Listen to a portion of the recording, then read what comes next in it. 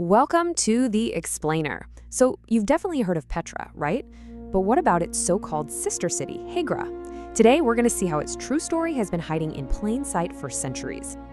On the surface, I get it, the comparison makes sense. You've got these incredible, towering tombs carved right into sandstone cliffs, a shared Nabataean heritage. It's really easy to just look at Hegra and think, okay, it's a smaller Petra. But what if that comparison is totally missing the point? What if Hegra has a much more fascinating story to tell, one that it actually tells even more clearly than its famous sibling? All right, let's dive right in. Hegra's greatest secret and the biggest thing that sets it apart from Petra isn't just the architecture. It's something carved directly onto the tombs themselves. This is where Hegra literally finds its voice. Now just let that sink in for a second. In Petra, we look at these magnificent structures, and for the most part, we can only guess who was buried there. But in Hegra, the stone speaks to us. These aren't just monuments. They're more like legal documents, family histories, and personal statements, giving a voice to real people who lived 2,000 years ago. Take this inscription, H8, for example. It's not some grand proclamation from a king. It's personal. It reads almost like the first line of a family biography. It tells us the builder's name, and exactly what he intended, for this tomb to be the final resting place for generations of his family. I mean, look at this. This single carving gives us a whole human story. We have a name, a specific date, and a clear line of inheritance. But then, and this is my favorite part, there's the curse. A warning, a fine to be paid to the gods if anyone dares to sell or mess with the family plot. It's law, religion, and family history all etched right there into the stone. Amazing.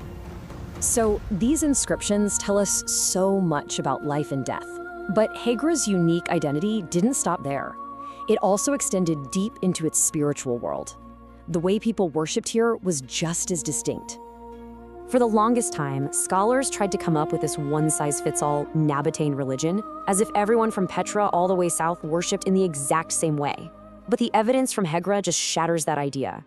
Their faith wasn't just imported from the capital. It was deeply, deeply connected to this specific place and these specific people. So yeah, of course they worshipped the main god of the kingdom, Dushara, but those tomb curses we just saw, they also call on local deities like Minolto and Kaisha, gods you just don't really find anywhere else. This shows us Hegra wasn't just getting its faith secondhand, it had its own divine protectors. And here's the crucial point. Hegra was not just some religious colony of Petra. No way. It was a spiritual center in its own right, a true crossroads where the great god of the kingdom met this whole pantheon of local gods. And that created a distinct religious flavor you just couldn't find anywhere else. But to really understand why Hegra was so unique, we have to peel back another layer.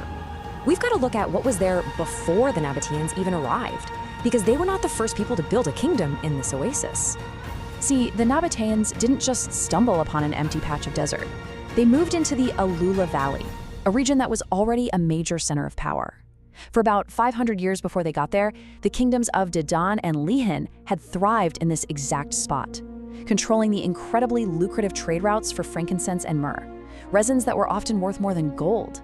The Nabataeans were simply the next dynasty to take control of this vital economic engine. Now, the traditional story usually goes that after the Romans annexed the Nabataean kingdom in 106 AD, Hegra and the whole region just faded away. It fell into this long, quiet period of decline, a so-called dark age where the cities were abandoned and the historical record just goes silent. But what if that story is wrong? This is where things get really exciting. Brand new archaeology is completely rewriting this chapter of history. That long historical silence, turns out, it wasn't emptiness. It was something else entirely. And this is a massive shift in our understanding. What archaeologists used to see as a dark age, a gap in the record, is now being revealed as a period of transformation. The people didn't just disappear. They adapted, they evolved, and they were laying the groundwork for the next great chapter in the region's history, the early Islamic era. So what this really means is that Hegra's story is still being written right now.